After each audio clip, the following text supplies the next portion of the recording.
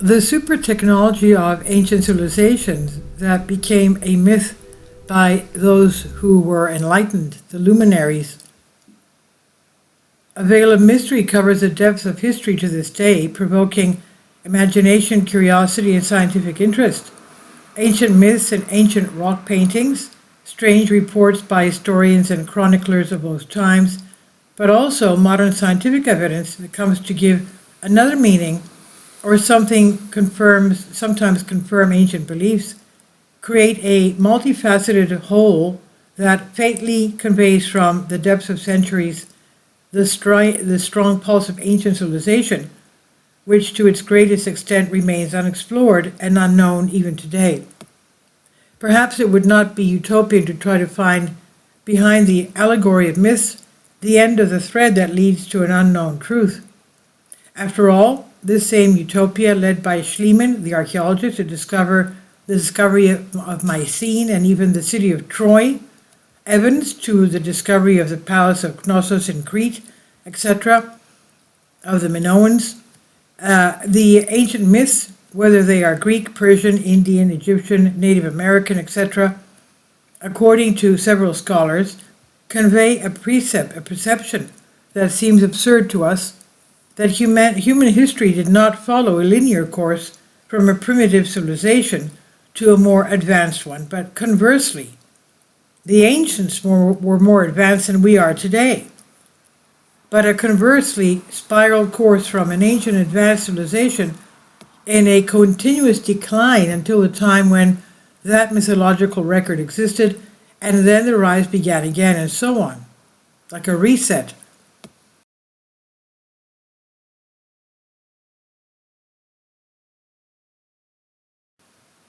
The ancient world state, Hesiod account in Works and Days, is characteristic, where he states that the gods first created the golden race of humans who lived during the time when Cronus reigned in the state of Uranus. This race was the wisest and most advanced of all, while later the following races followed in a continuous decline, reaching the lowest, the Sidiran. And here we have the perception of the reverse course of human civilization, but also a reference to an ancient advanced civilization in the state of Uranus. Uranus, according to ancient Greek tradition, was the first king who created the world state. Evimerus of Messenia reports that Uranus is considered the first of the kings, while Apollodorus reports that he was the first to conquer the world. We have a similar record from ancient Chinese tradition, where according to the ancient text of I Ching, the first king of Chang, Ti, which translates as the king of heaven, according to the I Ching, during the time of his reign, laws of righteousness and justice were established. There was then no place on earth that did not belong to the king of heaven. Similar references are also found in the ancient Indian texts Rango Vansa and Ramayana, where there is talk of an ancient kingdom founded by Manu, the first of kings, and in which an advanced civilization may have developed. The ancient Indian text Popol Vuh mentions the existence of a global civilization in ancient times, while it also speaks of the colonization of America by the white soldiers of King Ilataki. These, similar to the identical ancient records, which come from the peoples living in terribly distant regions, cannot but arouse in us, at least, the suspicion that at that time there was a state that had conquered the whole, or at least the greater part of the planet, creating an advanced civilization. This civilization remained in the memory of the people even after its destruction, possibly by a world war and a great flood, events that are again recorded in the text of ancient peoples, and its glory was so great that its protagonists took on, over the centuries, the dimensions of gods, and the events that marked it took on the dimensions of myths from mouth to mouth.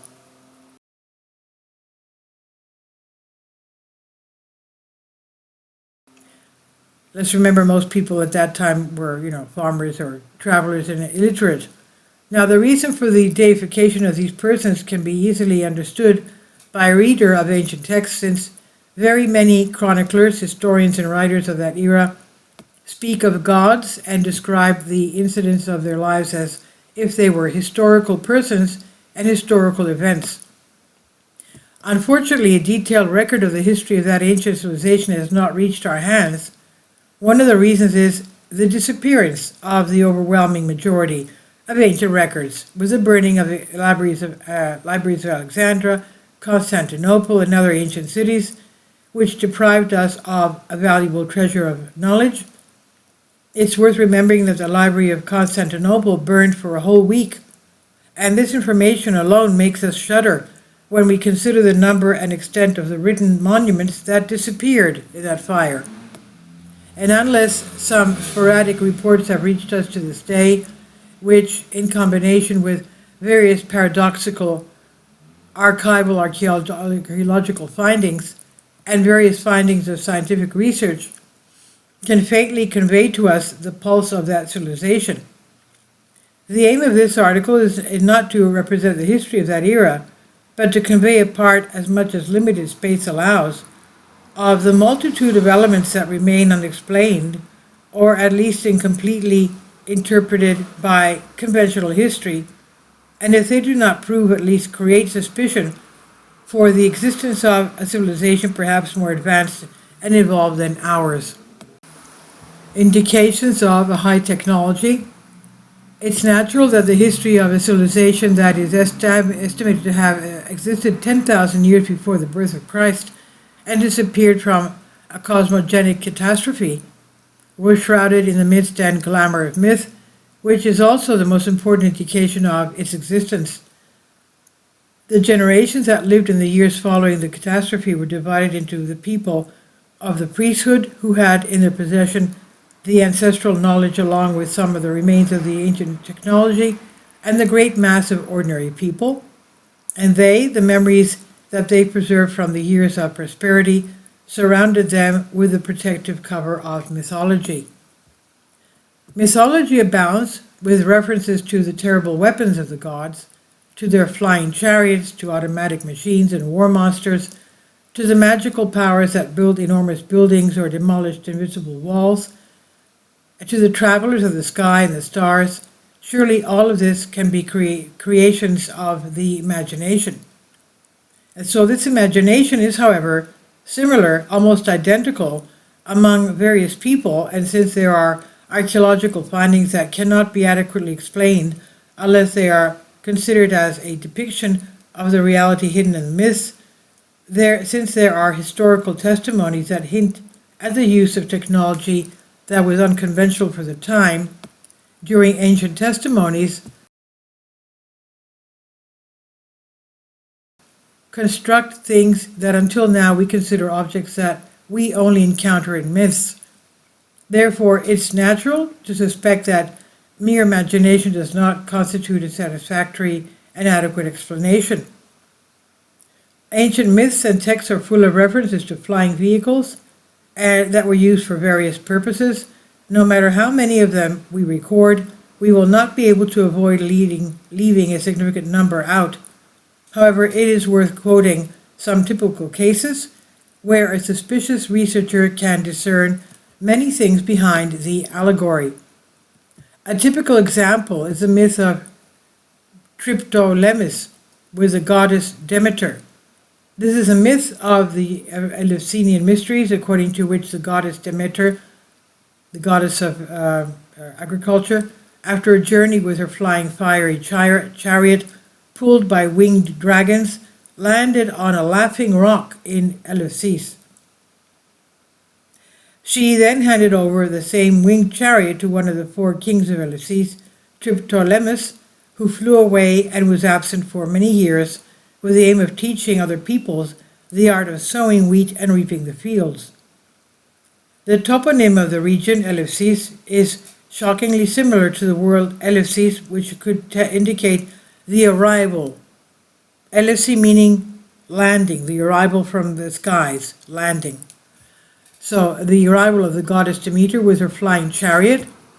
Furthermore, the civilizing work that Triptolemus undertook to carry out with the means provided by the goddess is also recorded in the mythologies of other people who claimed that they had sky gods coming to teach them how to farm and law and whatever. Now, like, for example, the Anu of the Native Americans. Now, we characteristically quote from Will Durant's book, The History and Culture of China, and the testimony of the Chinese tradition. He said, before the heavenly kings came, the people of China lived like animals. They were covered with animal skins, fed on raw meat, and did not know their father. When Fu Qi came, with the help of a very educated queen, he taught the people marriage, music, letters, and painting. He also taught them to fish with nets and to cultivate silkworms.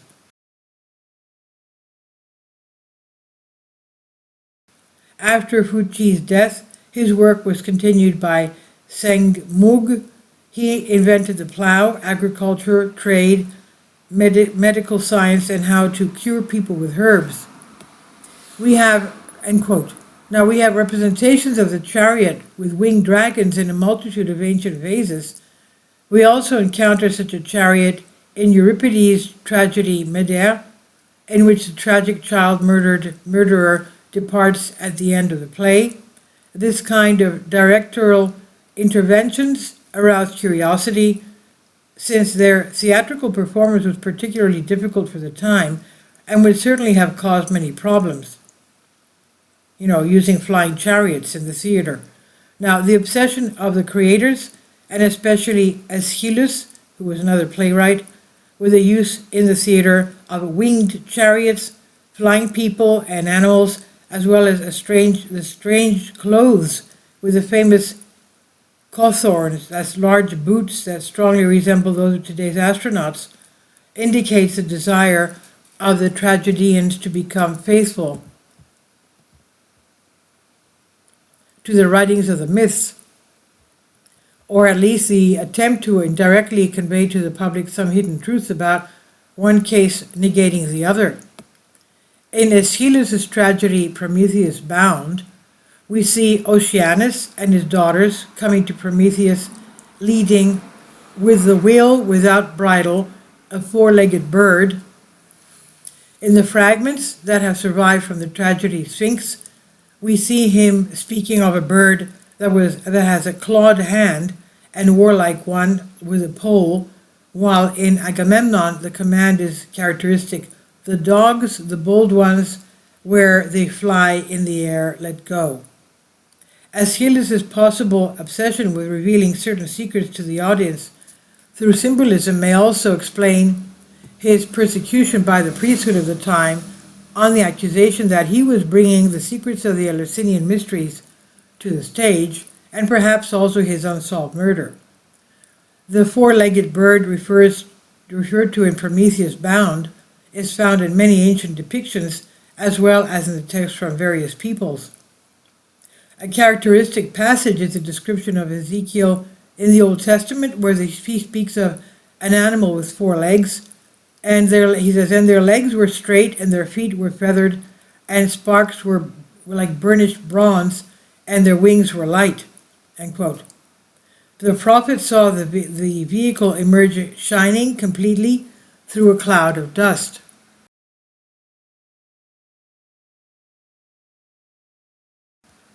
The Austrian engineer J.F. Blumrich, who worked at NASA and was awarded the Exceptional Service Medal, thoroughly researched these descriptions of Ezekiel and described an ultra-modern landing pod from a spaceship with all the features described by the prophet. He published the results in his research in a book entitled "And the Heavens Were Opened." Here, of course, the question arises as to what connection the vehicle that Ezekiel saw could have with the technology of civilization that was supposedly destroyed about 7,000 years before him. Perhaps, therefore, some remnants of this high technology were saved after the destruction, guarded with all secrecy by the priesthood.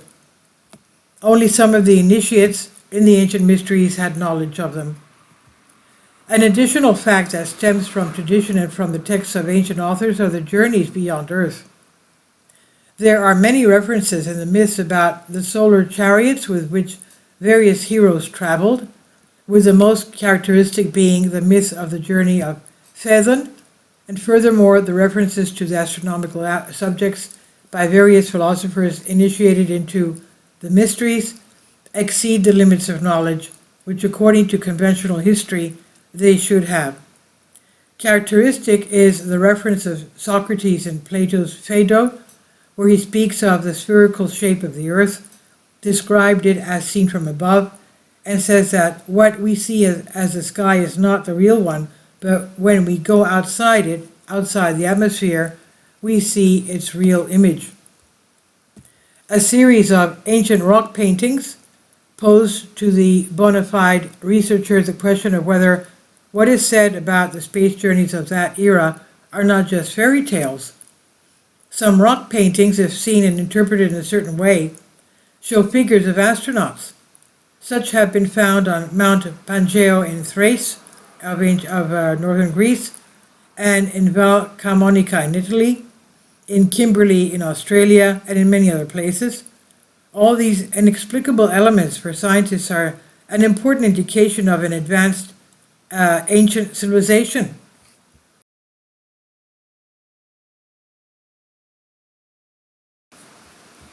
An ancient nuclear holocaust. In the texts of ancient peoples, there is a description of a terrible war that shook the entire earth. This war, which may have been the reason for the beginning of the decline of that civilization, was carried out with the use of advanced weapons. The descriptions of the ancient texts convey to us the image of a conflict that brought about severe destruction.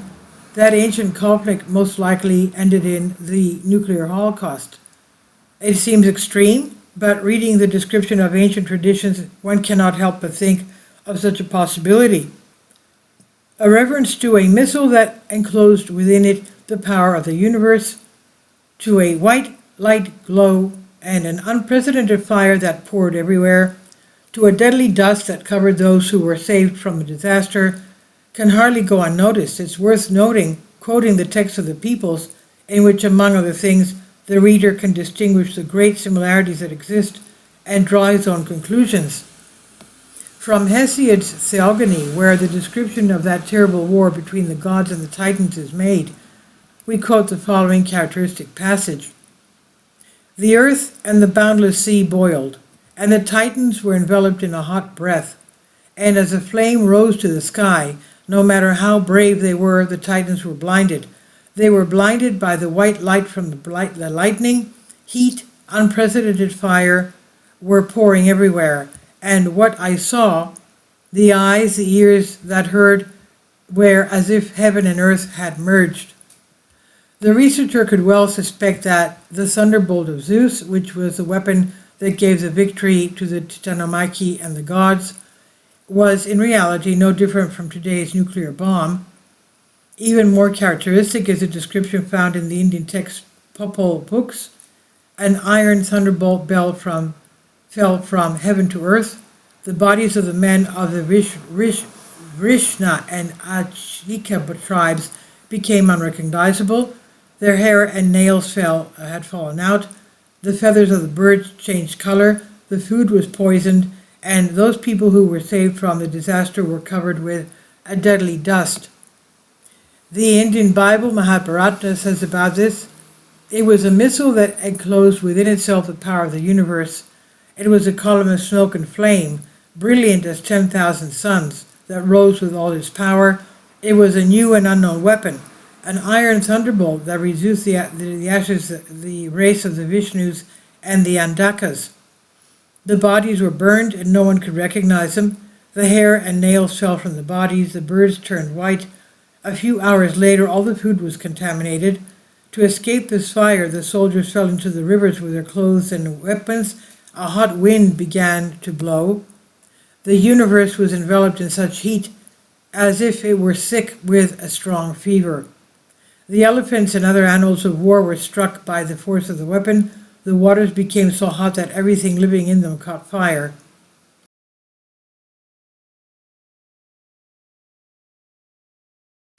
The fatal spear, like a staff of death, it measured 3 cubits and 6 feet, endowed with the power of the thunderbolt of 1,000 Indra, abominable to living creatures.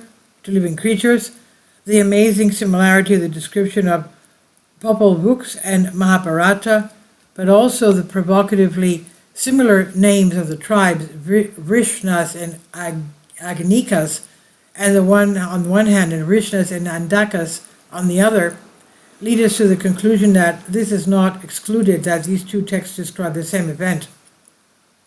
In another part of the Mahabharata, we read about the collision in the air of two weapons of the kind mentioned above.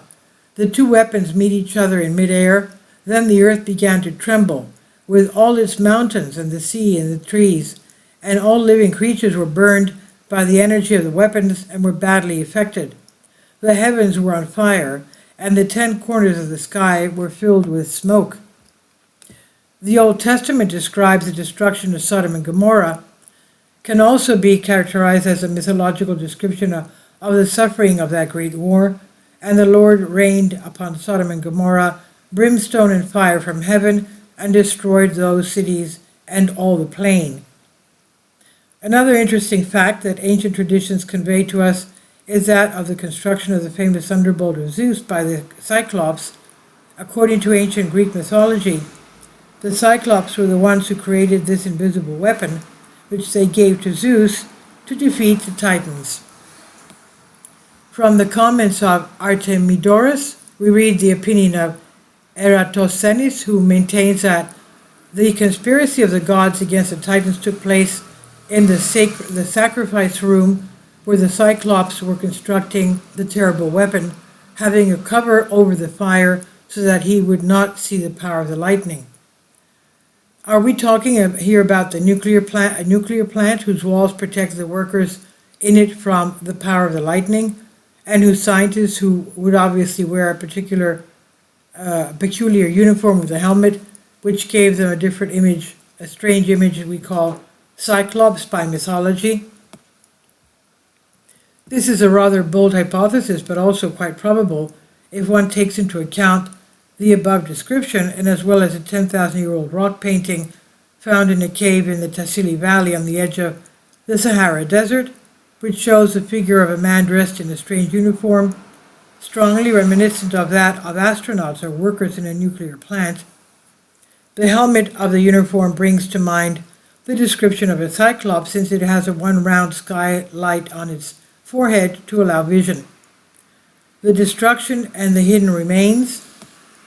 The complete destruction of that civilization was brought about by a great flood, which was both the result and the cause of enormous geological changes that upset the entire planet.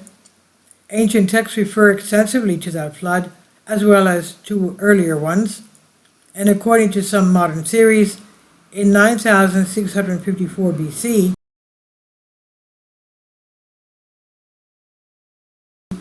a celestial body hit the Earth in the Pacific Ocean, causing enormous destruction throughout the globe.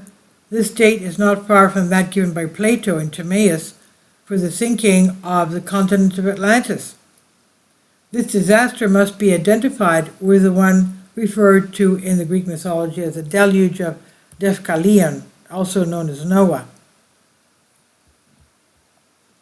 And according to historical interpretation, in view of the coming cataclysm, the wise men of that ancient civilization who had foreseen the destruction wanted to save their knowledge for future generations. This knowledge was either enclosed in some buildings that were destined to survive, or were saved together with their owners in some invulnerable places. Buildings in which the knowledge was preserved are said to be the pyramids. Egyptian tradition states that the Great Pyramid was built before the cataclysm. Perhaps what was done at the end of the third millennium was some kind of a renovation, and had the remains of the lost wisdom stored in its interior. A manuscript by the ancient Egyptian historian Masudi, now in the Oxford University Library, states the following: Shurid, who reigned in Egypt before the flood, built the two great pyramids, and he ordered his priests to deposit in them all the knowledge and wisdom of his time, as well as the written texts of arithmetic and geometry for the benefit of later generations to study them and learn from them. In the Eastern Pyramid were recorded the celestial spheres, the shapes of the stars and planets, with their positions and their cycles, as well as the history of the past. Edgar Cayce, in his work, says the history of the origin of the destiny and the destiny of man in Atlantis states that the architecture of the Great Pyramid was Hermes Trismegistus. And if we read, I do have a playlist of the Emerald Tablets for you, written by Thoth or Hermes Trismegistus, and he says that he credits himself with building the Giza Plateau, and that he also has one of his spacecraft secretly hidden under one of the sphinx that he has constructed in Egypt. Now, it's not just the Giza Plateau pyramids and complex that he's crediting himself with, but other pyramids and sphinxes in Egypt as well.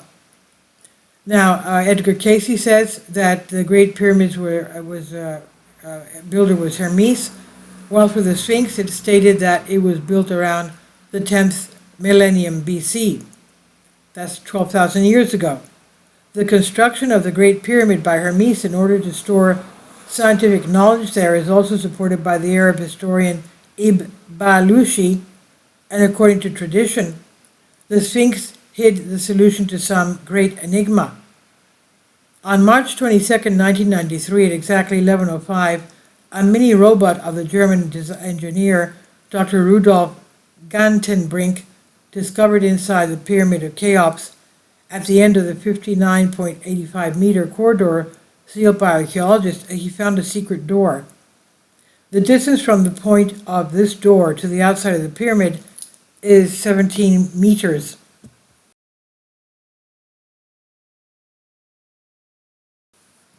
The German engineer and a number of archaeologists believe that behind it there is a room that contains something important. After this historic discovery, the permits of the German archaeologists were withdrawn, thus interrupting the research at the most critical point and provoking the researchers, the reactions of themselves and many research bodies. On the website of Ancient Astronaut Society, we read about the existence of a cassette with a lecture given 50 years ago of the archaeologists Sir Fingro Petrie and John Kinnaman, and in which there is an announcement of the discovery of this secret chamber. Today, 5 years after the discovery of Dr. Rudolf Gantenbrink, and since the Royal Hall, from which the corridor begins, has remained sealed since at least mid-November, as Eric von Daniken denounced on the website, the Egyptian authorities announced that an attempt will be made to open the mysterious door.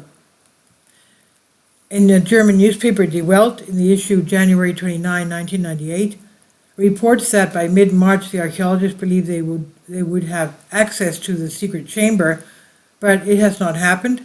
As if the time of writing, we can only wait for the results, hoping that there will not be another strange postponement. Well, there's always postponements. From a multitude of historical testimonies, we conclude that the remnants of ancient scientific knowledge and survival after the flood were well hidden within the priesthood by the priests and the initiates of the ancient mysteries. The reasons why they did not want it to become known to the general public may be many, the main one perhaps being the attempt to avoid a nuclear holocaust in the future like that of the past. According to this theory, at certain moments in history when the criticality of the circumstances deemed it necessary, some of the advanced weapons of the past were used to help in the positive outcome of various events. A typical example of this is the naval battle of Salamis, where the priests visiting Themistocles convinced him that the naval battle with the Persians should definitely take place in the waters of Salamis in front of the Thriasian plain, where the temples of the Eleusinian mysteries were located. Themistocles, after persistent efforts and tricks, managed to bring the Greek and Persian ships face to face in front of the Thriasian plain, where what happened was described to us by Plutarch in the 15th chapter of his book Themistocles. During the battle, a great light shone from Ulysses, while the plain was filled with sound and noise from all sides, and with the voices of a multitude, with a roar as if many people were crying, carrying the mysterious Iacchus together, and from the midst of this noise a cloud was created, which rose from the earth and then returned and fell on the enemy triremes, the ships of the Persians, that is. What else could Plutarch be describing here? Is it impossible that he is talking about a launch of missiles that hit the Persian ships? There is a significant number of such testimonies that, unfortunately, the narrowness of space does not allow us to convey them. What is certain is that the few elements that we mention as characteristics and multitudes that exist can give a picture in which the explanations of conventional history become insufficient to cover the questions that arise. Please leave your comments, and thank you for your support. Please support my Patreon account. The daily posts are 5 videos daily, and they are totally different from what I have on my YouTube channel. Thank you so much for your support and that you find all my content so interesting. You'll find the Patreon account details in the description box below.